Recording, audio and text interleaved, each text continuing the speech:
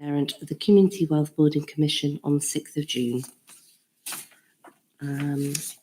Do we have Councillor Allison? No.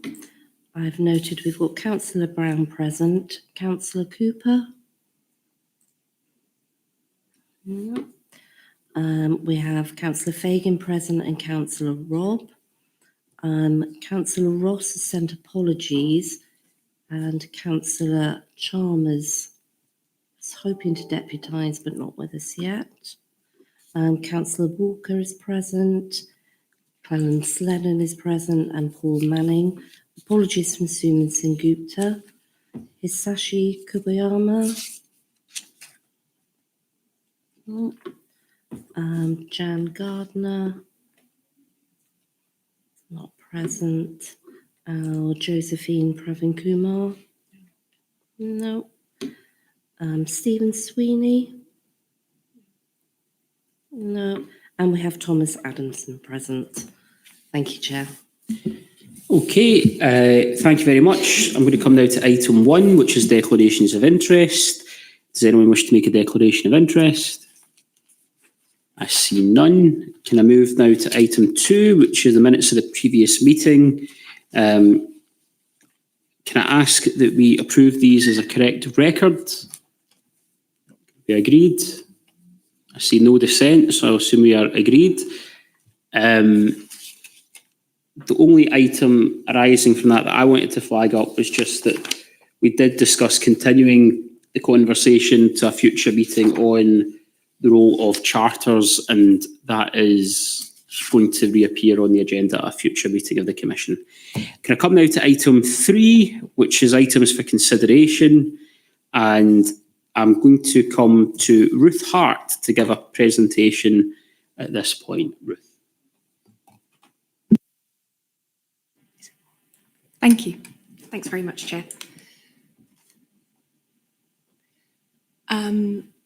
Just waiting for the slides to come up. Thank you. Great. Thanks very much for having me along today to speak to the Commission about the Shaping Places for Wellbeing programme. I'm Ruth Hart, and I'm the project lead for the programme in Rutherglen, one of 7 towns taking part in the programme across Scotland. I'm going to give you an overview of the programme today, the work we've been doing nationally and more locally in South Lanarkshire as well. So the Shaping Places for Wellbeing programme is being jointly delivered by Public Health Scotland and the Improvement Service. We're a 3-year programme currently funded until the end of March 2024. And the overall aim of the programme is to improve Scotland's wellbeing by reducing the significant inequality in the health of its people, and also having an impact on the health of our planet.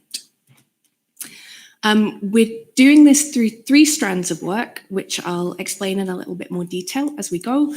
But we have the local project town work in Rutherglen in South Lanarkshire, a local learning cohort and a national leadership cohort.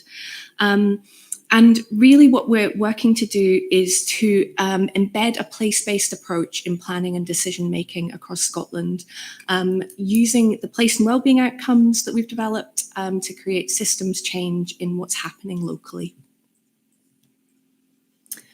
Just a little short introduction on place. So when we're saying a place-based approach, we're thinking of that in a very holistic sense. So I think probably many of you will be familiar with this idea, but place is not just the kind of physical, spatial, geographical, it's also the social and economic characteristics that make up a place, and how those things interact together. So the programme is saying that that kind of holistic place-based working is really required to tackle inequalities and bring about the sort of change we want to see across Scotland. We're describing it as the triple win. So this place-based working approach giving us the triple win. So working together to enhance the well-being of people and reduce inequalities, but also enhance the well-being of our planet. So there's quite a strong thread of thinking about climate and sustainability that's running through all of the work we're doing at the moment. This is just a little bit of background on some of the key national policies and approaches which the programme is supporting. So fitting in with particularly ideas around 20-minute neighbourhoods and how these can be achieved. The new national planning framework, which with all its new requirements to consider health and wellbeing, the place and wellbeing outcomes are really firmly embedded in those. And also I'd draw your attention to the Christie Commission as one of our kind of key drivers, that idea of preventative approaches. So getting in early in the decision-making process, taking this place-based approach to prevent health inequalities, as well as tackling those that are already an issue.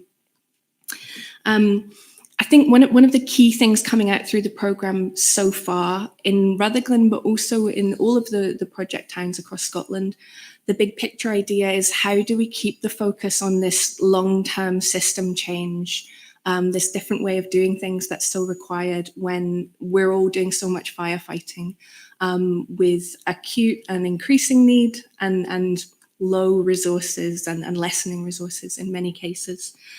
So as a programme, we're really thinking about that. How do we keep the focus and keep the momentum going with that long-term system change?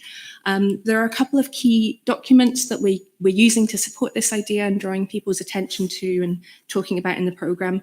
The first of which is from the Health Foundation. So the programme is part funded by the Health Foundation, part by Scottish Government. But they released this really, really stark report earlier this year on the state of health and health inequalities in Scotland, really emphasising the need for practical collaboration, thinking about the assets we already have as public, third, private sectors, communities, working together to tackle health inequalities. So some of the key messages coming out from that report are about the joined up long-term use of resources, coherence across policies, cross-sector working, and scaling up what's working well, adopting successes at scale, all of which the Shaping Places for Wellbeing programme is supporting to deliver on a local level. We also are sharing this as a key document that the programme is delivering on in practice. This is the transformation work being undertaken by the Improvement Service, which people might be familiar with as well. So there's a group of chief executives pulled together by the Improvement Service looking at a new model for the future of Scottish local authorities. The Chief Executive Group and the Improvement Service presented this at the latest Solace conference, and there are 6 core anchors underpinning the kind of local government of the future, which the Shaping Places for Wellbeing programme is supporting with as well. So we're talking about a focus on unlocking community action, supporting communities, working in partnership, the relationship between local and central government, understanding people's need and data-informed decisions, and intensive support on inequalities required to move to that future model. I'll go into a little bit more detail on all of those.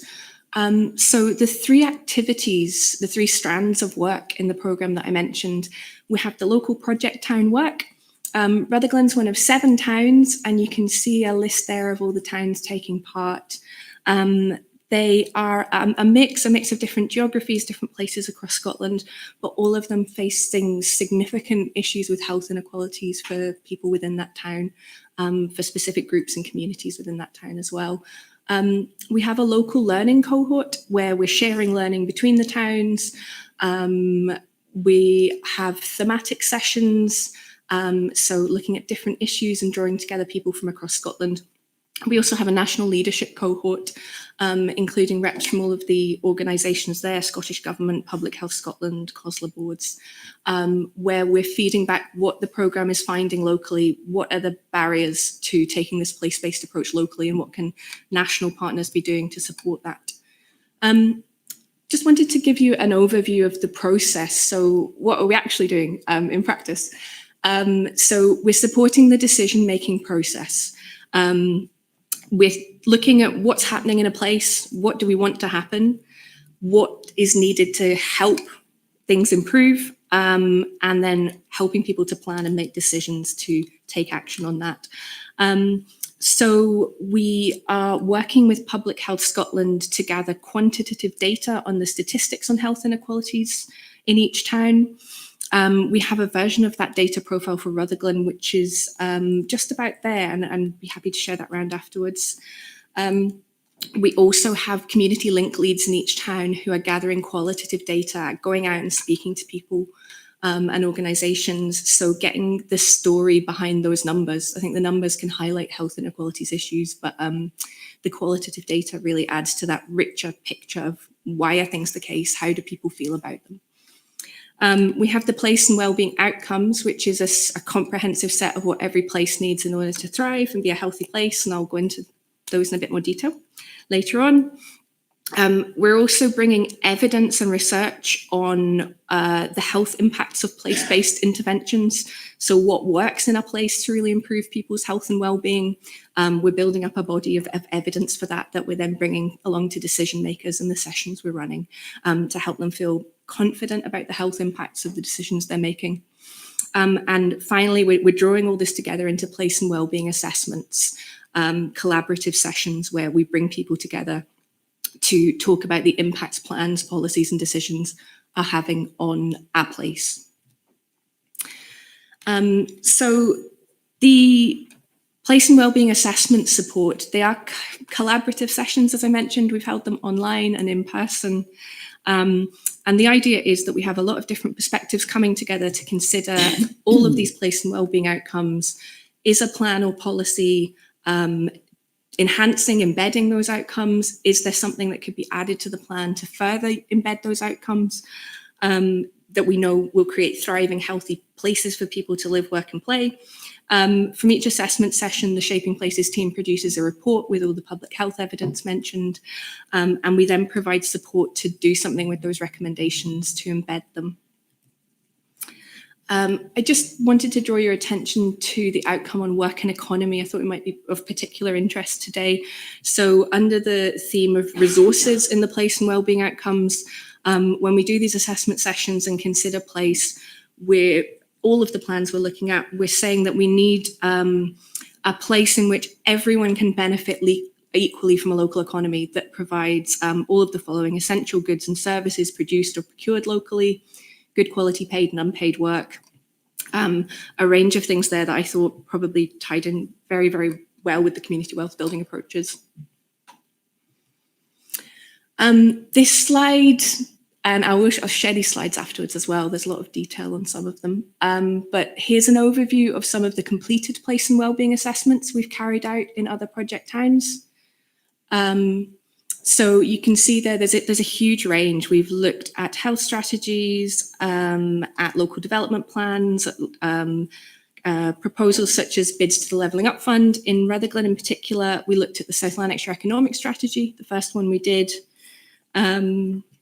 The Burnhill Neighbourhood Plan as an example of neighbourhood planning. So we're in and working with the community engagement team to see how can the Shaping Places for Wellbeing approach and the place and wellbeing outcomes support neighbourhood planning. Burnhill was a kind of a test case of that for us. We have a meeting tomorrow to follow up on that with the local community group who are leading work there and the community engagement team. And we're doing this with all of the plans. So there's a follow-up to say which of these recommendations are your priorities, which of these could we support to take forward, where can we add value and further support you with what's going on. The economic strategy led on to conversations about work on Rutherglen Town Centre and the evolving role of town centres. So we have a future assessment session planned to support the development of the Rutherglen Town Centre Action Plan. And the session we did, the assessment session on the South Lanarkshire, the current local development plan, is part of working with the planning team, looking at the new requirements of them from the National Planning Framework, how spatial planning can further link up with community planning. So move on. Oh, I also wanted to mention, apologies, under that last slide, there is work going on across other areas as well on community wealth building. So you'll see there's a range of activity across the project towns. There are several other areas where they're looking at their approaches to community wealth building. So areas such as Clackmannanshire, where like South Lanarkshire, they've been really ahead of the curve and taking quite innovative approaches. So we're sharing learning between those different areas as well as with Public Health Scotland and their lead for community wealth building and anchors, Lorna Rennick, to see how can we be linking up what's going on locally with what's happening nationally and in Public Health Scotland. The assessment process, this is something we're hoping that once the programme finishes, people will be confident carrying out their own place and wellbeing assessments. So getting together that data and public health evidence and going through the place and wellbeing outcomes.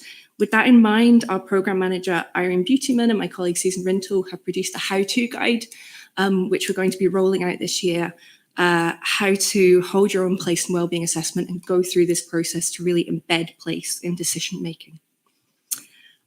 Just the final few slides. Some of the key learning I thought I would draw out for you from the programme as a whole. This is coming out very strongly in Rutherglen, but across all of the project towns. The learning we have is that the approach we're taking so far is supporting with getting plans, policies and proposals, talking to each other. So I think that's something that all of the partners we're working with are really keen that policy is not kind of happening in silos, that the plans and strategies we're producing are aligning with each other, and all of those recommendations coming out are supporting each other. So we've really found that with the sessions in Rutherglen, the conversations about neighbourhood planning, about local development planning and the economic strategy had quite similar themes emerging, and the recommendations are really building to support each other. I think leading on from that is the fact that it's all about collaboration. So it's about the public sector, but third sector communities and private sectors collaborating together. No single organisation, no single team within an organisation can deliver everything we need to have that impact on place alone. So it's about how can we be supporting each other with the development of plans and the implementation of plans as well. So we found that in our sessions too, that there's the opportunity to put hooks into plans where we make reference to others. So the economic strategy, for example, in the session we had, there was quite a lot of discussion about how the community wealth building strategy and social enterprise strategy really work to support that, and how spatial planning can really work to support some of the aims of the economic strategy as well. Funding, I think this is not surprising for anyone, but we found in all of our towns that funding really needs to be long-term and shaped by community needs in order to have that impact on place that we're hoping to have. Finally, it's come through quite strongly, the idea of having a pipeline of thought through projects that are responsive to community needs and tackling inequalities, and also some practical examples of how that collaboration between public, third and private sector is happening. I've included this, which is the kind of model, the implementation model for the programme. Apologies, there's a lot of text on that, so I'll share that afterwards. But it's really giving you what we're putting in. So all of the resources are coming through from the Shaping Places for Wellbeing programme. Participants, the outputs we're hoping to produce, the activities, and then thinking about the outcomes in the short term, but also the medium and longer term outcomes. I think we're aware, I said that we're funded until the end of March 2024, but the ambition of the programme is for much, much longer term systems change. So just very finally, what's coming up next? I've mentioned some of this already.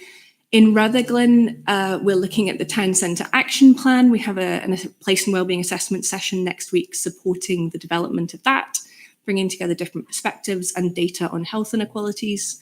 We're looking at the residential design guide and the delivery plan for the community plan. We're looking at how we share some of this health inequalities data that I mentioned. So we've identified some headline health inequalities issues, including things such as a huge variation in life expectancy between parts of Rutherglen, proximity to vacant and derelict land, which is quite unique to Rutherglen. So how do we share that in a way that is meaningful and useful for people? And we're working on a series of infographics to share that data. And working to embed the recommendations coming out of the assessment sessions. Similar to the Place and Wellbeing Assessment How-To Guide, had the process we've gone through to put together these data profiles.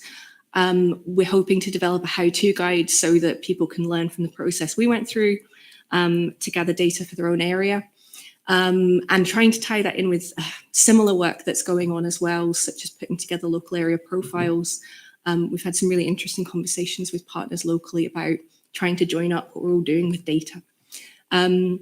Supporting people to do their own place and wellbeing assessments, lots of comms work to spread what's been going on and what the place-based approach is. So we'll have some case studies, some impact stories ready, and we're also thinking about how to maintain this place-based support beyond the end of the programme. There are some additional resources available on our website and on our Twitter account as well. There are a range of documents, short videos, things like that. And yes, finally, thank you very much. That was quite a whistle-stop tour of the programme, but I'd be delighted to answer any questions or take any comments. Thank you. Okay, thank you very much, Ruth. If anyone has any questions or points, could you indicate now? I will come to Robert Brown in the first instance. Robert. I listened to that with interest, and in fact, I'm due to meet Ruth. I think it is tomorrow for a chat anyway. I am struck by the point she made at the beginning about the long-term change against firefighting and against the background of all the revenue and capital problems the council have got. That's very pertinent. I'm interested in what you said about the place and wellbeing sessions. I'm not entirely clear who gets involved in these. Who's involved in the place and wellbeing session you've got, for example, on the future of Rutherglen Town Centre, the town centre planning thing, and more particularly, I understand the whole thing is about process and working together and doing things better, but against the background of the problems we've got, are there definitive outcomes that are going to make a difference to these statistics that you've got a lot of effort put into producing?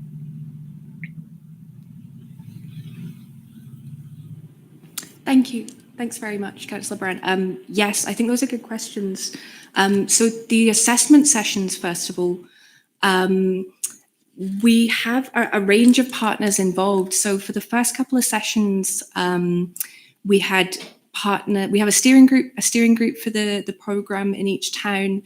The steering group in Rutherglen is, I think, quite a good mix of public sector and community sector as well. So we have Healthy and Happy, the local community development trust represented, community planning, and we have our community link lead, Andrew Whittet, who's out there engaging day to day with people. So Andy's role is feeding in all of the perspectives of the community into those sessions, making sure that they're having a really, really direct influence on the conversations. But it has varied. The aim for each assessment session is to have as wide a range of perspectives as possible. So not just people from one organisation, so different teams within the council. For the neighbourhood planning session, we had several members of the local community taking part, some of the members of the Burnhill Action Group, and that worked really well and brought lots and lots of different perspectives together. But yes, the idea with them is to have as broad a range of people as possible. And I think as the process goes on and as we get people running their own place and wellbeing assessments, we'd be really interested to look at how we can widen that out beyond people who have already taken part in the sessions we've done in Rutherglen. The second question, apologies, Councillor Brown, could you repeat the second part of the question?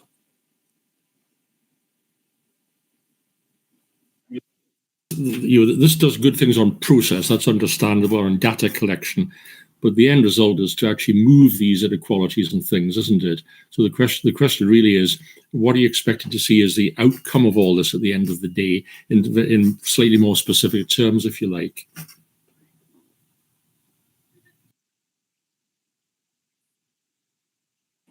Thank you. Thanks for repeating that. Yes, so apologies. I think part of the diagram contained within the slides gives a little bit more detail on some of the short and medium term outcomes. So I think one of the kind of key answers to that is that alongside the place and wellbeing outcomes, we're looking to develop a range of indicators that sit behind the place and wellbeing outcomes. So nationally as a programme, what are the changes we're hoping to see? That's in development at the moment. More locally in Rutherglen with the project steering group, as I mentioned, the data profile has highlighted some health inequalities issues which stand out. So stand out in certain parts of Rutherglen, or where specific groups are more impacted by health inequalities than by other groups. And so there are conversations going on at the moment with the steering group to look at those 5 identified issues in more detail. Part of that will involve developing some indicators as well for the sort of change we're planning to see. In the very, very short term, one of our key hopes from this first initial stage of the programme was to see the place and wellbeing outcomes used more. So to see them explicitly used and referenced in strategy writing, in decision making, because we know from this bank of public health evidence we have that those place and wellbeing outcomes will have tangible impacts on the health of people in a place if they're applied to that place. I hope that answers the question. I've got Margaret Walker and Maureen Chalmers. Margaret.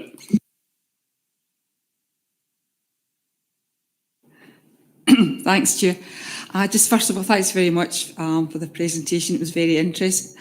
I would just like a couple of questions. You said that if in the course of reviewing the various strategies, if it's the local development plan or the neighbourhood plan, you identified sort of areas that wasn't really hitting the objectives in terms of, biodiversity, open spaces, that you would provide support to actually achieve that. Could you just say a wee bit more about what kind of support you would provide?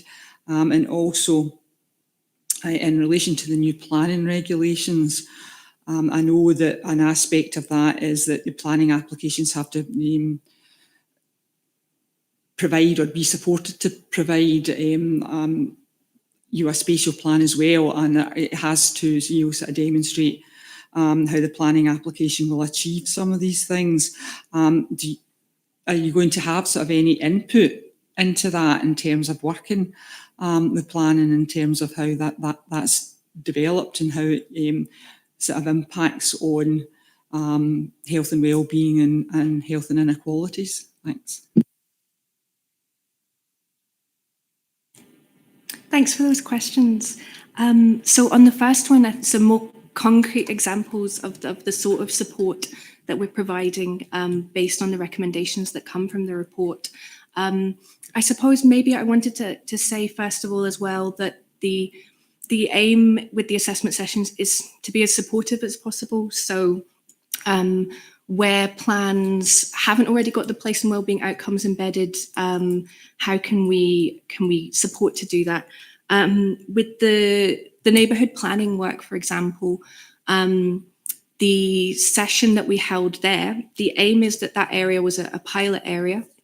And conversations we've had since with the officers involved, and the meetings we're having tomorrow, bringing together the community group and the officers, are thinking about taking some of those recommendations. So there was a thread that came through very, very strongly from that session about really good engagement, really good positive engagement with many teams within the council, for example. We talked about other organisations, but not as much engagement with other key teams, which the community felt very strongly they'd like to engage with.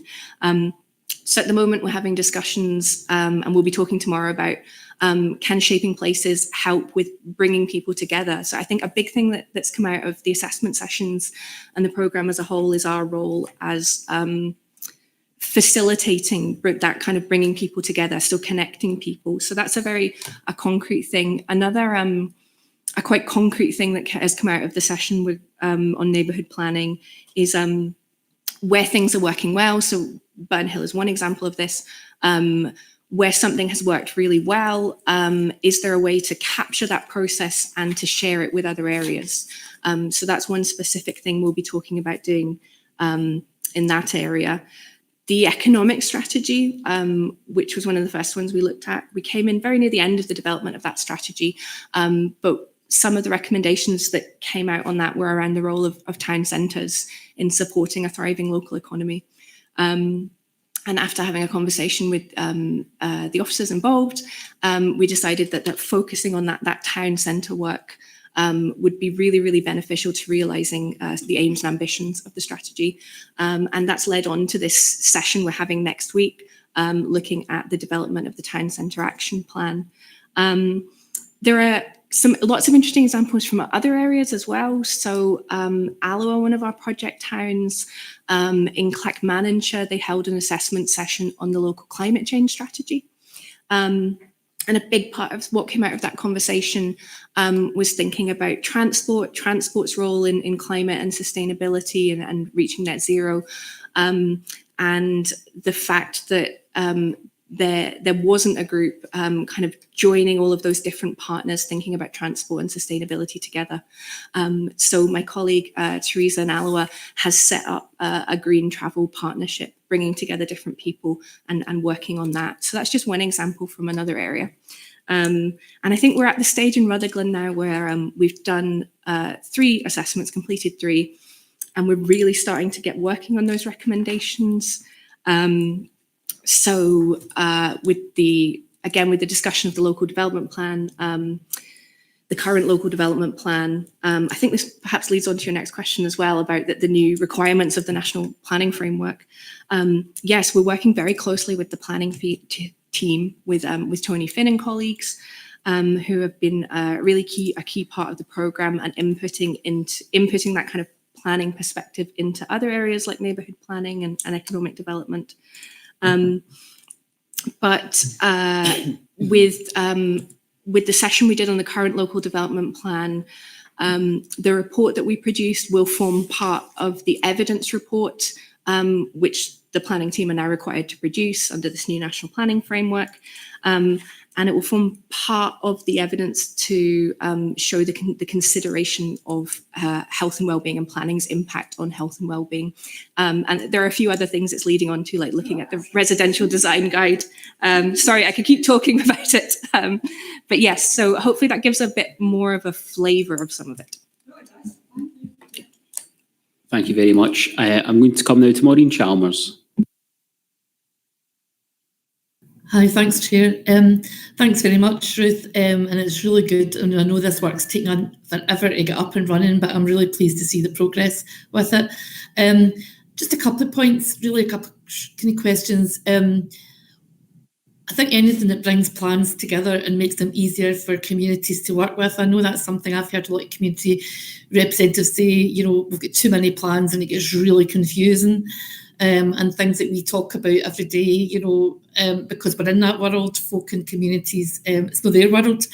And the other thing is, when we were in early days in neighbourhood planning, people didn't recognise things like local health inequalities and didn't talk about health inequalities and perhaps, like, you know, financial challenges that people were living under as well. So, and didn't talk about themselves as being an area of poverty or deprivation or anything. And I just wondered if the work that you're doing is making progress in people kind of making sense of some of that, so that they're kind of able to, you know, and anything that brings their plans closer together and makes it easier for folk to understand is great. Are folk beginning to get that sense of that, and are they beginning to recognise that area? And for example, a data profile, is it something that folk would recognise and be able to comfortably speak about and have contributed to?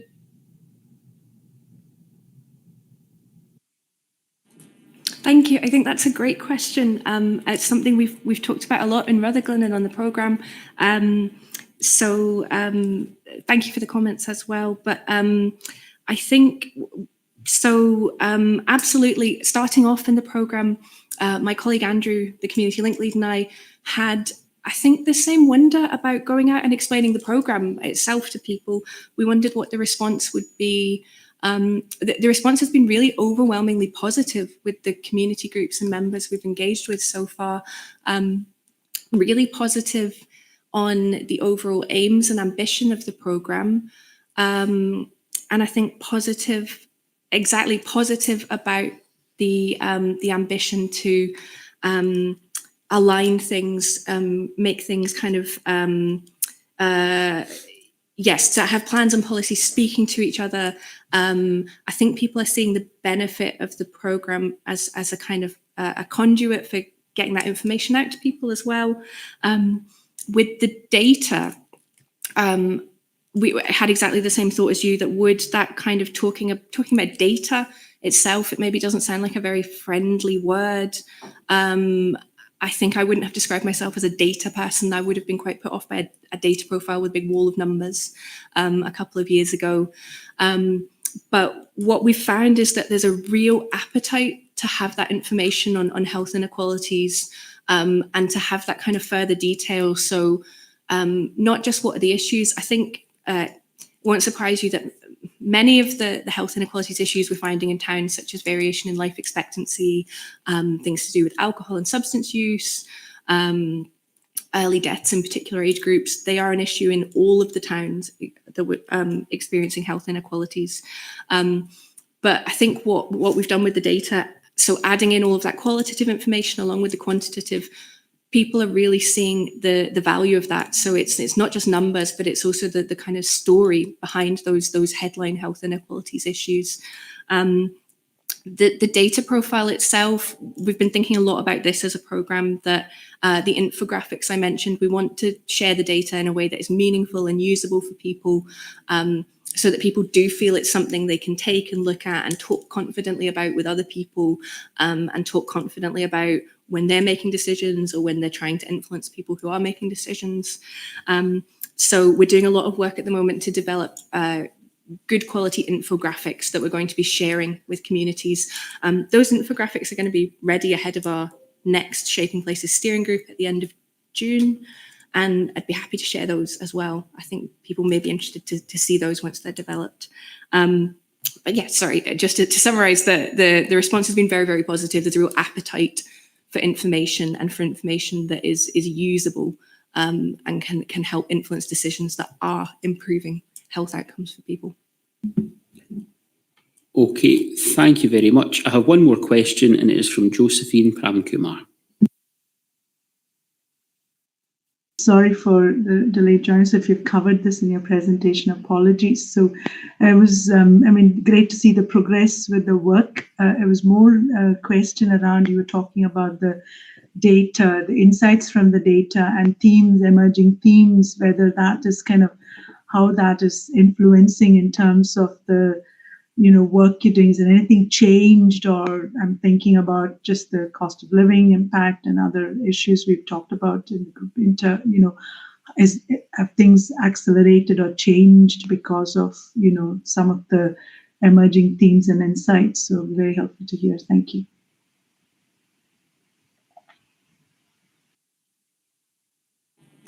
Thank you for the question. I think it's a really interesting question. So we're at the beginning, I suppose, of the process of using the data in Rutherglen. But I think one thing where so the key themes which have emerged, the headlines, the issues which really stood out from the quantitative data profile, which is produced by Public Health Scotland, using a range of sources. They are variation in life expectancy, the issue of child poverty, issues around income and variation in income, alcohol use, and proximity to vacant and derelict land, which, as I mentioned, is quite a unique health issue to Rutherglen. We've also been adding the qualitative data, and I think we saw a real, the issue of vacant and derelict land is something where there was a huge overlap between what the numbers were telling us and what people in the community were also really concerned about. So that's one of their priority issues as well. And that has really led us to focus in on what can we do about the issue of vacant and derelict land. We have a meeting this week with one of the planning team actually to talk about the audit of vacant and derelict land they're currently carrying out. So what's out there, we're thinking as well through the steering group, what funding is available to develop projects to start addressing that issue within Rutherglen. So that's something where bringing together the quantitative and qualitative data has really had an impact. I think perhaps this may relate back a little to the previous question as well, but we have seen, so the financial concerns and the cost of living crisis is coming through as a an overwhelming priority for people from going out and speaking to people. And it's something that I think the data that we're working with, the numbers might not kind of tell that story so starkly. So that's something where we're really focusing in on what people are telling us, what we're hearing from that qualitative data as well. And I think there have been some interesting reflections from officers involved in the neighbourhood planning work in particular, that some are being able to gather that information about issues such as financial concerns and its impact on mental health has really come about through the brilliant kind of relationship building that they've done through that neighbourhood planning process. That there are some issues we know about that are really impacting people's health that they might not be willing to speak about at first, or to speak about with somebody who's just turned up to talk to them for a survey, for example.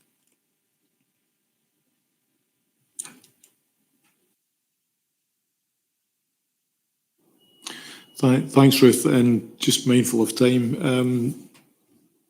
I'm thoughtful about the relationship between this work and there's another piece of work that we've identified Rutherglen as the kind of primary community, and I think our colleagues in North Lanarkshire identified Coatbridge as a community, and looking at health inequalities. And when we see this written up, I mean, this is not for answering just now, but it would be helpful being really clear around your reflections about what works from the research you're doing. How do we know it works? How do we scale it?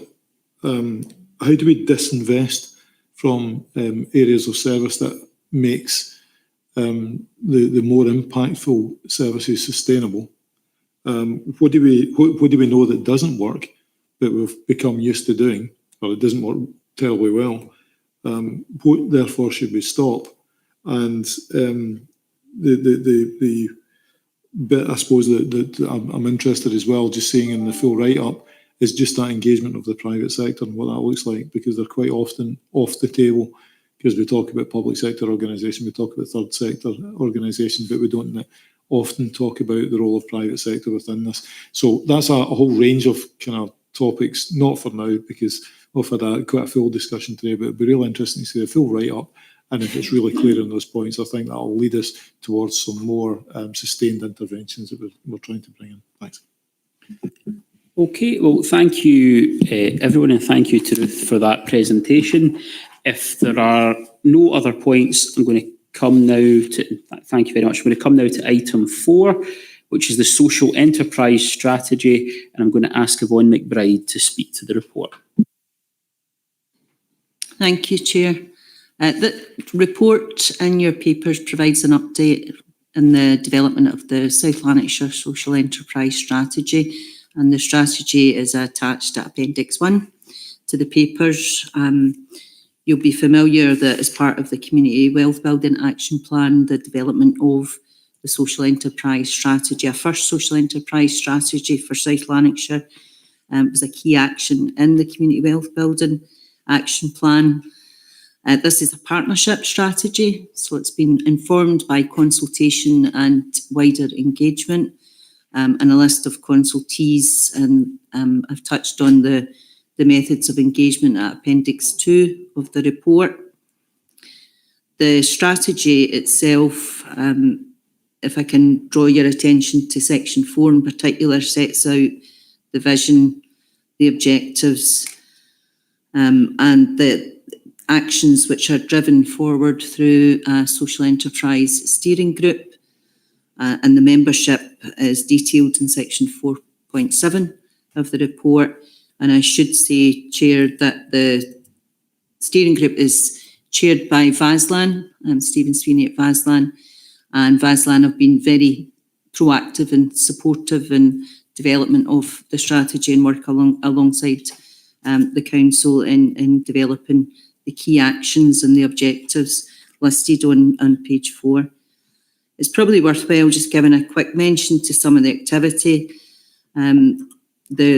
My post came into play in July 2022, so there has been work ongoing in advance of getting the strategy fully finalised and ready to get approval at committee, hopefully on 21st of June.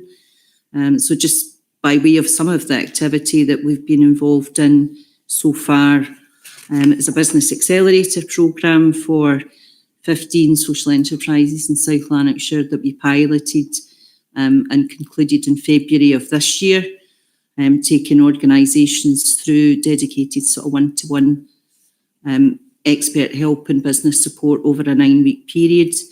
And we're currently in the process of putting a further 2 accelerator programmes out to tender.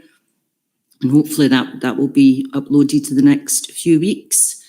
The other probably notable bits of activity are around procurement, and we held a procurement workshop in April, which was attended by 11 social enterprises and delivered by a supplier development programme locally.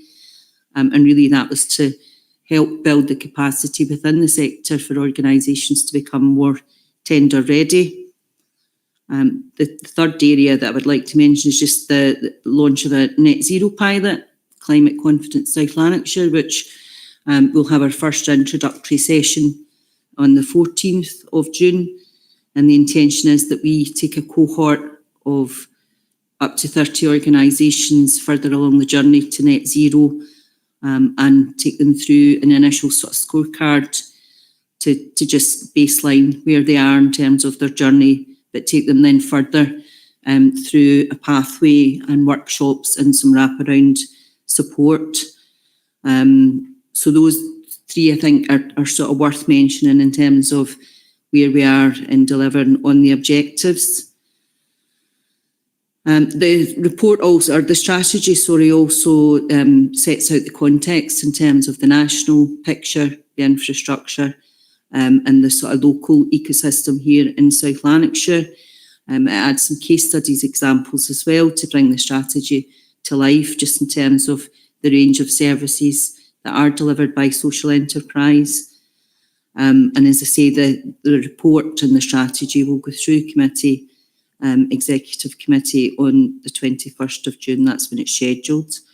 I'm happy to take any questions. Okay. Can I come to Maureen Chalmers first? Maureen. Again, really absolutely delighted to see this strategy come forward. I think it's way before pandemic when we were first talking to Niall at CCI and others about bringing together a strategy on social enterprise. And I think really welcome also the census, that baseline, which I was, quite taken aback by. I think, perhaps there was an underestimation of what the sector looked like before. So I was particularly interested in the thought about testing out a community bond approach, and I just wondered if there's any information about where that's been used elsewhere or how that would work. Thanks, Chair. Yeah, community bond.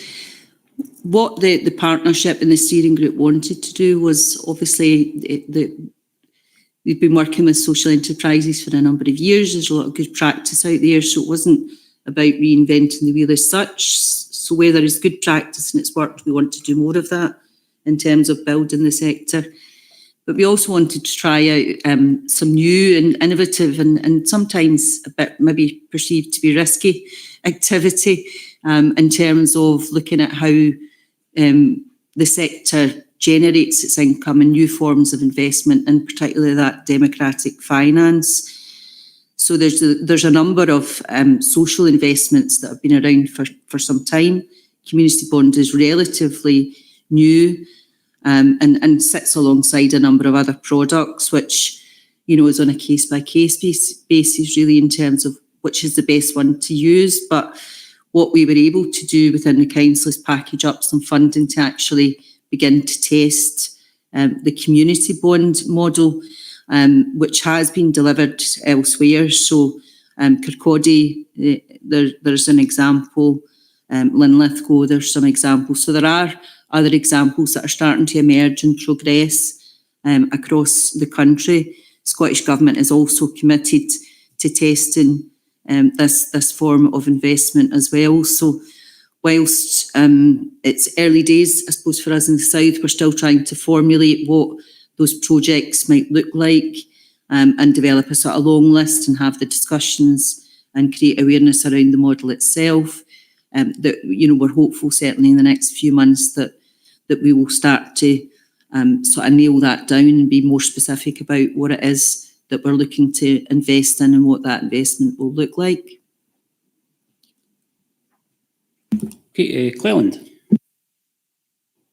So again, thanks Yvonne. Twice I've heard this now, which is good. This is long awaited. It's welcome. It builds on one of the better national strategies. The National Social Enterprise Strategy is quite a well-formed document. This localises it. I suppose the point I was going to make is it's important to be clear what this is not and what social enterprise as a sector is not. It's not intended to provide an ongoing subsidy to businesses that are not competitive. Our ambition here is to generate new social enterprise. It's an ambition to make those social enterprises robust, to make them competitive and to make them successful ultimately. It's a sector, there's quite a bit of headroom. Maureen's right, we now have a better understanding of the baseline, but there's a lot of headroom in South Lanarkshire for the social enterprise sector to grow, and we will support them to do that. But the drive is to ultimately make them competitively successful and contribute as part of that generative economy. Thanks.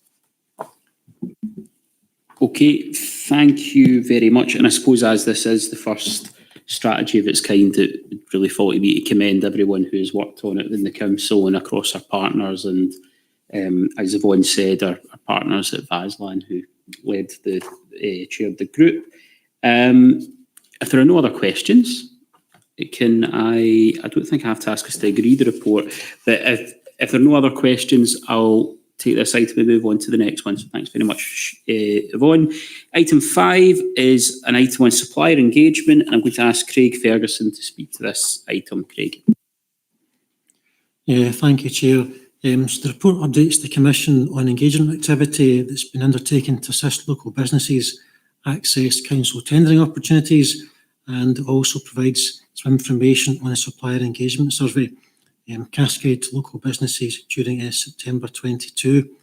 In terms of background, the Spend Pillar Group agreed that essentially determining the skills, experience and thoughts of local business base would help to further tailor how we support these businesses going forward in relation to the number of local SMEs that secure contracts, and that could be achieved in a large extent by undertaking a survey of South Lanarkshire businesses. And that in itself would complement the already wide range of promotional activity and training that's already been undertaken, particularly within the economic development and the supplier development programme. In relation to the survey, it was open from the 2nd to the end of September last year. It was widely marketed via social media, cascaded to 13 partner organisations listed at 4.2, and we also ensured that all relevant businesses within the FAME database used by economic development received the questionnaire too, and that included 981. So section 5 provides an overview of the responses. In total, 243 completed the questionnaire, which 221 are located in South Lanarkshire. Very much considered a good return for this form of engagement, and also given the timescale the survey was open. 5.1 also provides some information in terms of the makeup of the respondents. A couple of highlights being 89% of less than 50 employees, 16% have one. In terms of the sectors represented, there was 19% from construction and 51% from other, which included wholesale, retail, accommodation and food services. And just given the previous agenda item, just to note, 8% of the respondents were also classed as social enterprises. 5.2 provides some further highlights in relation to the main findings. And just to note at the end of the bullet point list there, the kind of 3 main barriers that were noted in terms of the feedback to public sector procurement, notably lack of training, lack of awareness of tendering opportunities, and finally lack of internal resource to bid for the work. Section 6 provides that kind of analysis and commentary in relation to the observations from the survey. It's certainly encouraging that most businesses are confident in accessing procurement opportunities and the processes followed, but clearly to focus on the 29% who've never tendered for public sector contracts, just to make sure there is that full awareness of the opportunities, although it should be noted as well that some of these businesses when it provides the goods and services procured by the public sector. A high percentage of respondents who are not aware of the changes to Quick Quote, 84%, clearly suggests further promotional work is required to raise awareness in this area. There is some reassurance, though, in the high level of awareness of Public Contracts Scotland, which is the e-portal we use across Scotland for public sector procurement. It's reassuring 81% found the tender processes easy to follow, and 89% happy with involvement in South Lanarkshire procurement. Just over half respondents have just one person to work in tenders. So certainly possible that resourcing issue is restricting participation levels. But again, encouraging 82% are willing to invest in additional resources to bid for public sector contracts. The apparent lack of awareness that free training and support is available is surprising, given what we provide through supplier development programme has been done for many years. The Business Gateway Expert Help Framework, which offers businesses enhanced one-to-one support from consultants in procurement, as well as other specialists, has proved extremely successful. And essentially to North and South Lanarkshire councils, we're reviewing and renewing that expert help framework, and we'll relaunch that once that review has been completed. Section 7 provides an overview of further engagement events and activities over the last 2 years for the Commission to note. Section 8 provides an overview in relation to the recent Meet the Buyer event that took place towards the end of February in the banqueting hall. This event affords suppliers that wish to do business in South Lanarkshire access to leading contractors and also council services that commission the actual work. Moving on to the post-event feedback from that particular event, it was noted 94% led to bid for more public sector contracts after attending Meet the Real Buyer. 71% reported the experience been excellent or good. And pleasingly, 100% said that this helped their business to build confidence around public sector tendering, essentially emphasising the value of these types of engagement exercises. Section 9 provides the next step, which is following the information analysis provided within the report. In details there, the bullet points in 9.1, the individual actions will be taken forward on reflection. And just on the second business survey we completed in 24-25, results of which were a level of analysis were done with the one just completed in 22-23. So I can refer the Commission back to the recommendations and note the work that's ongoing in relation to supplier engagement and also the further actions that are proposed. Thank you. Okay, thank you very much. Can I ask if there are any questions at this point? I'm going to come to Kirsten Robb.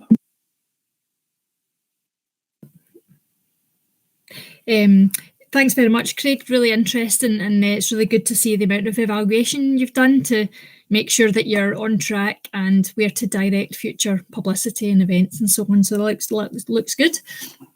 Just on page 43, I had a wee question about the feedback on tender processes. And having been involved in tendering myself and judging tenders, it can be quite hard to find the time to do good feedback.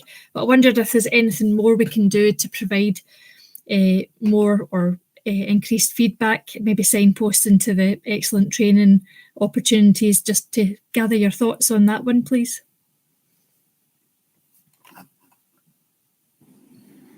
Yeah, I certainly acknowledge the importance that good feedback plays in basically developing the approach companies and businesses take in submitting tenders in the future.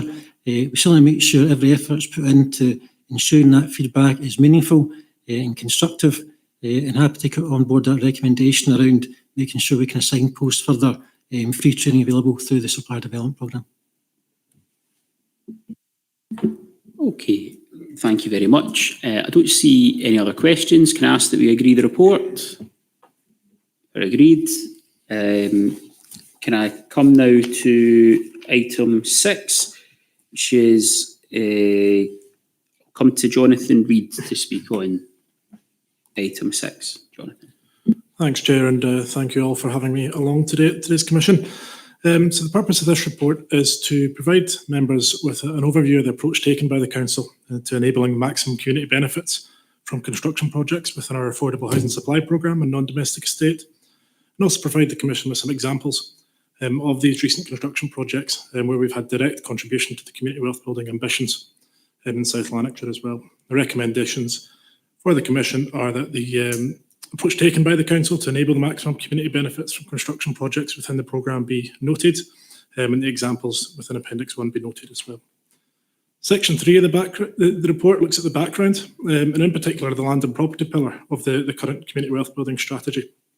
We, within Housing and Technical Resources, have responsibility delivery of actions to increase the supply of affordable housing right across South Lanarkshire. And we also want to, as part of that, consider how we can result in wealth being generated or retained locally. To give you an idea of the scale of the programme that we have in South Lanarkshire, we've highlighted at 3.2 that the Council recently approved its latest housing target for 1,300 additional homes to be delivered over the next 5 years. And the majority of these will be made up by our new build programme. At 3.3, what we also wanted to do is provide a bit of background to how we deliver these homes. So it's a combination of funding, not only from the Housing Revenue Account, which is generated from tenant rent, but also through Scottish Government grant, which we're attracting into the South Lanarkshire Local Authority area through the delivery of this programme. And we really wanted, as I said, to maximise the local benefits for local people, for businesses and services, in addition to the overall positive outcome of delivering new affordable housing in South Lanarkshire. In addition to that, we also have a substantial non-domestic estate and a number of assets that the Council maintain and own. And again, through the regular maintenance programme of these or through additional assets that we bring on board, we want to make sure that additional benefits can be generated for people who live and work in South Lanarkshire as well. Section 4 of the report looks at the community benefit programme, also alignment with the current community wealth building strategy. And at 4.3, we've highlighted the diagram there that shows one of the routes that we have to determine the community benefits that are generated from the construction programme, and in alignment with the two pillars, the spend pillar that Craig's talked about in the previous item, but also the land and property pillar that we've already mentioned in the report as well. You can really see the close links between what we try and draw out of these construction projects and what the ambitions of the community wealth building strategy are. And at section 5 of the report, we've sought to provide examples of recent projects. They've been summarised at section 5, but if I could draw members' attention to Appendix 1 of the report and take a time just to run through each of these projects that we've brought along today. So the first one is a high-profile housing regeneration project that was completed at the tail end of last year, Whitleyburn and Cambuslang. The scale of this project was substantial, over 200 new homes being delivered, 170 of which were for the council, including a range of amenity-style properties and bungalows suitable for older residents with particular needs. And we've been working in partnership with Whitleyburn Housing Cooperative to deliver these with a further 60 properties that they'll own and maintain going forward as well. These properties were delivered in partnership with Cambuslang-based builder CCG Homes. So not only is it a locally based organisation employing local people, but we've also, due to the scale of this project, been able to extract a high number of benefits, and they've been identified in the bullet point list just there.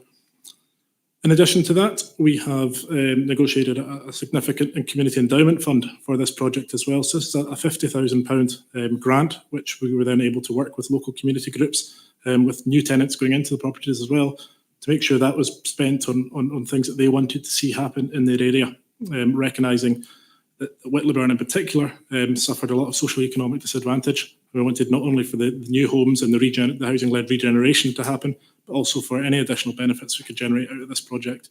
And again, they've been provided an example of some of the allocation of that fund has been provided in the bullet point list at the bottom of the page. Second project we wanted to draw to the Commission's attention was that St Joseph's, the former St Joseph's Primary School in Blantyre.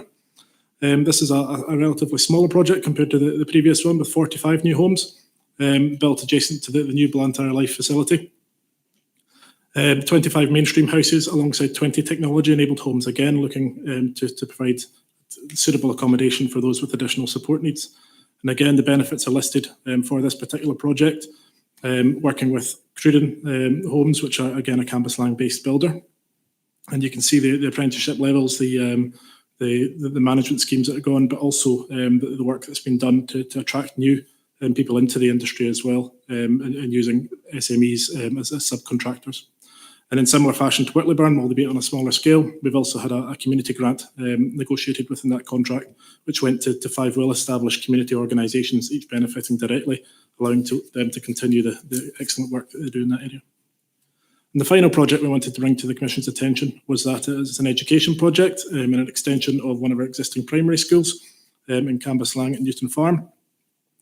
So completed in August 2022, it allowed the extension of the school to accommodate a further 222 primary school pupils from the catchment area, again aligning with the additional house building that's taking place in that area. And the benefits from this, obviously being an education project, we wanted to ensure that the benefits aligned with that, and you can see the bullet point list provided within the bottom of that page a number of educational based or training based benefits that have been delivered for the contractors, the initial contractors plus subcontractors working in that area, and the local connection that we've had with those that are living in the area as well. If I could draw the Commission's attention back to section 6 of the report in terms of the next steps, and really the key word at 6.1 that we wanted to highlight today was we want to continue maximising these opportunities. We're going to continue building homes in South Lanarkshire, we're going to continue upgrading the Council's assets as much as we possibly can, but that doesn't mean that we can't continue increasing what we want to do in terms of providing benefits to local people, to local residents and our local businesses as well. And at 6.2, and again, a nod to a previous agenda item, we want to make sure that we continue to do this in alignment with a number of key strategies and policies that exist right across the Council, but also in the community planning agenda as well, and in particular the social enterprise strategy, ensuring that because we're generating this amount of income for the area, we want to make sure that all these agendas are aligned. So just draw the Commission's attention back to the recommendation of the report and ask you to note that we will continue to enable the maximum community benefits from the construction projects, and the examples we provided today be noted as well. I'm happy to take any questions. Thank you, Chair. Thank you, Jonathan. Are there any questions at this point? Can I come to Kirsten, Rob? And hi, Jonathan, again. We were chatting yesterday. So yeah, a couple of questions, but really interesting. Made me think about this quite a lot. And we've also got community benefits and contracts coming up at a future meeting I saw. So this might be a wider issue to chat about rather than specific to the housing programme, but maybe some things you or Craig can pick up. So in terms of just to learn a bit more about how the community benefit programme is delivered and the efficacy of it is sort of measured and assessed, because sometimes from other programmes, not council ones, but wider, I've seen that sometimes these community benefits aren't realised, and then the contractor will just take the fine rather than deliver it. So that's maybe something that just to learn a bit more about the process, and just to see if there's a wee opportunity to maybe review the community benefits menu to focus on. There's quite a lot of short-term, maybe publicity-friendly ones for maybe contractors or big developers, but maybe seeing how some of that quite substantial amounts of cash sometimes can be used to deliver longer-term outputs and maybe be aligned even more strongly with the community plan, so that we get things like maybe investment in community renewables, or when we look at apprenticeships, are we looking at retrofits, assessors, apprenticeships in installing renewables or insulation, things like that, to help really kickstart the green economy, something I'm quite keen on. Just pick up on those points, thanks. Okay. Thanks. I'll come back to Jonathan. Jonathan, on you. Thanks, Councillor, for your questions there. So I'll do what I can to answer. If any colleagues want to come in and help at any point, that'd be greatly appreciated. But in terms of how do we know they're delivered and assessed, certainly when we're looking at the housing programme and we're working with developers to see what projects they can bring forward, and we go out to tender and everything, that's a key part of our contract negotiations, is to make sure we know they will deliver on them. You can see, although they're quite wide-ranging and they're quite focused on each of the individual projects, that is a key part to us of ensuring effective delivery. So we really don't want to be going down where we've got a contractor who's perhaps got previous history of not delivering on what they've said they would do.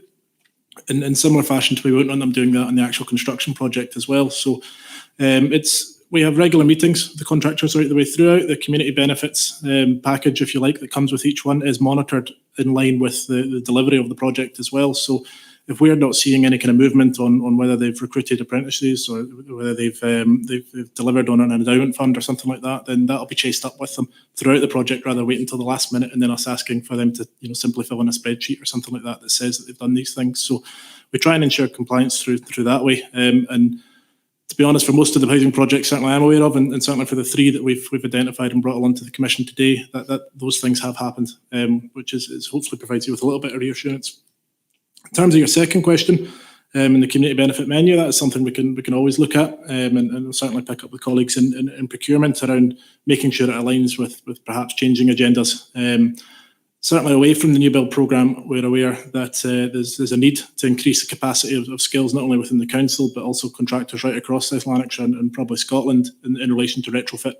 And it's certainly something that's been discussed at Glasgow City region as well, in terms of improving the skills that are available and for companies to be able to come in and do it at an affordable level. And obviously with our 25,000 homes, we are going to be a big customer to a lot of contractors who want to be able to retrofit properties up to the latest standards. So that's something we can certainly pick up with colleagues in procurement and make sure that our community benefits menu and any kind of other documents that we have in place are suited to do that.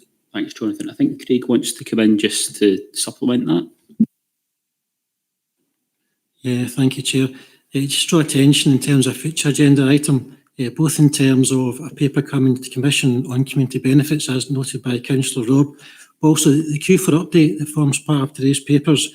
Does actually note the community benefits wish list page was launched in March 23, and there's work ongoing between colleagues within procurement and also a community participation and engagement team around essentially developing that approach that allows community requests to put onto the website. It allows companies then that maybe will be bidding for future contracts to essentially take some of these and include that. That is only kind of one element in relation to our approach to community benefits. There is still at the back of that an overall kind of community benefits menu option, and there's different weightings applied as part of any contract evaluation to different types of community benefits, and they are weighted obviously as you'd expect towards ensuring there are local apprenticeships, etc., bringing in local subcontractors, and essentially if bidders do that, that then attracts a higher weighting in relation to how community benefits are scored as part of an overall contract evaluation exercise. But certainly we can bring more information back to the Commission later in the year in relation to our overall approach to community benefits. Thanks.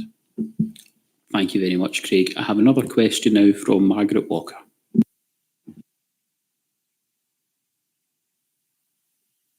First of all, thanks very much for this. I often get asked at community council meetings in relation to what the community benefits and what the developers are contributing to the community, particularly in areas where there's a real concentration of house building, and particularly in terms of private house builders and mixed tenure areas, what have you, and obviously. In terms of Whittlawburn, I've been part of the steering group, both for East Whittlawburn and West Whittlawburn. It's absolutely fantastic up there in West Whittlawburn. The houses are absolutely brilliant. I mean, they're first class. But yeah, in terms of the community benefit, we went through the process in relation to the Community Endowment Fund, and those were the specific areas that people had asked for it to be directed at, their placer plan, which then contributes to the overall neighbourhood plan in terms of, West Whittlawburn. That's a good thing. And yeah, obviously the focus on apprenticeships employment, could we be, asking for a condition whereby there's offers of, permanent employment to so many of the apprenticeships also is appropriate, we kind of push further and ask for more, higher numbers in terms of work placements and apprenticeships, particularly when you look at the private developers. I mean, they're making, what should we say, significant profit. So is it, would it be appropriate in some of these instances that we should be looking to up the ante a wee bit? But yeah, in terms of West Whittlawburn, yeah, in terms of the, the endowment and the job placements, etc., that was really positive. and I'm not sure in relation to East Whitlaw-Burn, but I think there was a similar kind of level of commitment there as well. But it's actually really useful to have this, because for a long time it was quite difficult to access that information. So thank you. Okay, thanks very much. I don't see any other questions. And from my own point of view, I just want to emphasise how the strategic significance of that programme to deliver 1,300 more houses as part of our affordable housing supply, and making sure we maximise the benefit of that investment. And really that's what this paper is about. Okay, can we agree to note that item? And we're agreed, and we'll come now to item 7, which is the Community Wealth Building, the Scottish Government consultation. And can I ask Neil Reid to speak to this item? Thank you, Chair. Yeah, so this paper presents the South Lanarkshire response to that consultation on community wealth building. It was launched at the end of January, was open until early May. We brought to the last meeting of this group a summary of what the consultation was about and covered the topics that were within it and the questions that were asked. And it was agreed that the progress group would draw together a response on behalf of the Commission. And that essentially is what happened. It's attached as Appendix 1 to this report. I mean, essentially the consultation, the main question within it related to the best way, or if, whether and how to put together a duty to advance community wealth building and different models that could be adopted. And the main options are listed there at 4.2. And ultimately, the responses that we received back from our partners and within the council resulted in us suggesting option A is what we thought was the best way of taking that forward, because it has a number of benefits. It clearly identifies which agencies are going to be responsible for the duty. It's also very much about agencies developing plans to advance community wealth building within their existing plans and not necessarily creating additional layers of accountability, and ultimately requires each agency that's subject to the duty has to do their bit, and they can't, as it were, leave it up to one or two agencies to carry the burden. So we felt that was the best option altogether. So that's explained in the response. Also, each of the pillars has a bit in the consultation, and you'll see that we have commented on all the pillars and put forward a number of practical suggestions as to how legislation might be changed or tweaked to support community wealth building. So the deadline, as I said, for the consultation is passed, and we have submitted that for South Lanarkshire within the deadline. So there's really for the Commission to note the contents of the report. Okay, thank you very much, Neil. Are there any questions? And can I come to Robert Brown? Very much, Chair. A couple of things. One, I should have raised under the earlier item when I was off for another matter, which is really the school procurement thing that's talked about at page 66, where it says that procurement at school level will be resource intensive, and it talks about the availability of local suppliers who can provide the goods and services required by local authorities. Now, I think I accept the resource intensive at the local school level. However, by coincidence, I was meeting with a dairy company this morning who effectively said there's only one supplier can supply the thing at the local authority level. These contracts are too big and should be broken down into smaller bits. For example, supplying East Kilbride or Rutherton schools separately might be an option in that regard. Are we doing enough in that kind of way to make the thing more sensible in that kind of way and give access to smaller groups? Second point was about the housing, the housing stock retrofit and the issue of the supply chain there. I wonder if there's any kind of background to that, if there's anything further we can usefully do to encourage that.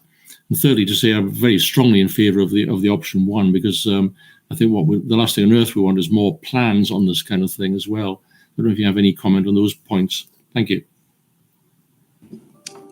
Okay, thank you. I'm going to perhaps revert to Craig on this item.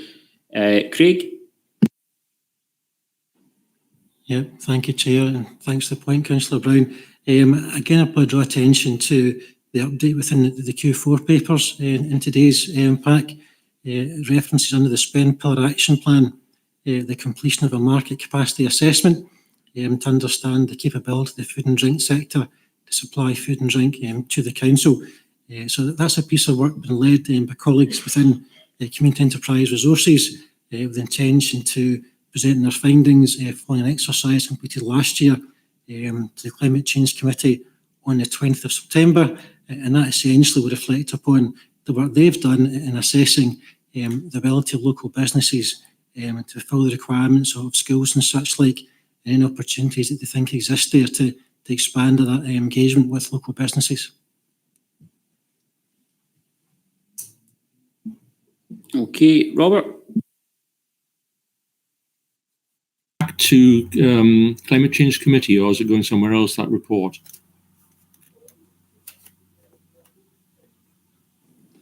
Yes, to the Climate Change Committee on the 20th of September. Okay. Are there any other questions? And if there are no other questions, can I ask that we agree to note this report?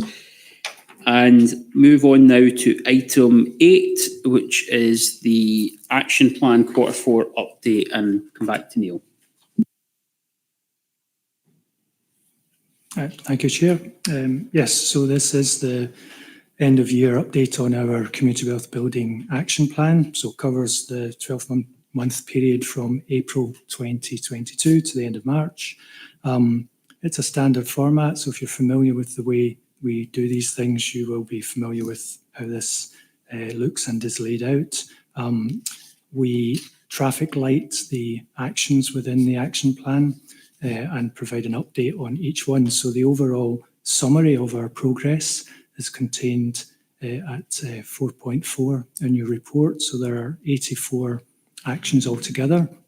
You see that 13 are classed as blue or complete, 67 are green, having proceeded as we expected. 3 have some minor issues, and those will be detailed in the appendix. 0 are red, and 1 we don't yet have enough information to tell you whether it's come out as we would have expected. So of those 84 actions, since 13 are complete, we will remove them from the action plan, and we will also review the overall action plan to see what needs to continue into the next year of our strategy, and we will bring to the Commission a revised action plan for approval, should be to the September meeting. But the detail of these actions is contained within Appendix 1, and they're all laid out there with some explanatory narrative as to what has happened. So the recommendations are to note the content of the report. Thank you. Okay, thank you very much. If there are any questions on this item, could you indicate now? I'll come to Robert Brown. Just a very quick point. Down on page 86, there's a reference to the Community Energy Efficiency Fund programme and delays at certain primary schools due to delays in the supply of materials for solar panels. And I just wondered if that was a sort of general point, what sort of level of delay you're talking about there, and did it affect other projects? I think I'm going to ask Jonathan to pick that one up.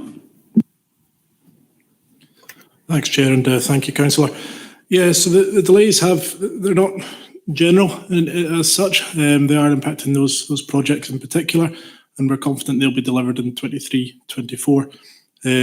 We have seen some knock-on effect to other projects, but it's mainly to do with that one supplier we had earmarked for those particular projects. But as I say, we've been given assurances over the last month or so that those will be delivered in 23-24. Okay, thank you very much for that. Are there any other questions on this item? If not, can we agree the recommendations? And I'll come now to item 9, which is our forward programme and future meetings, and I'll come back to Neil just to talk to that report. report. Neil? Thank you. Yes, so this outlines what we hope to bring to future meetings of the Commission. It also invites the Commission to suggest items that we might want to include on the agenda. So if you look at the appendix, you will see what we have for the programme of future meetings. You can see the September agenda is shaping up quite well. Looks as though it's going to be quite a full agenda. And note, for example, that we will be bringing that action plan refresh that I mentioned. We should be bringing an annual report, which is a user-friendly, if you like, guide to the progress that we have been making. An update on the National Planning Framework 4, again, to see how we're shaping places in South Lanarkshire, also what we're doing in terms of town centres. And as indicated at a previous meeting, we will be having a further discussion of the Community Wealth Building Charter and be bringing a draft for you to consider and hoping to have an input on the third sector involvement in community wealth building. So it's quite a full agenda shaping up for September. It's really just to note the items that we have coming up in the future. Thanks. Okay, thank you very much. If there are no other contributions at this point, I think we have quite a heavy workload to get through over the coming meetings. So can we agree that item? And as there are no items of urgent business, I will bring the meeting to an end at this point. Thank you very much, everybody. Thank you.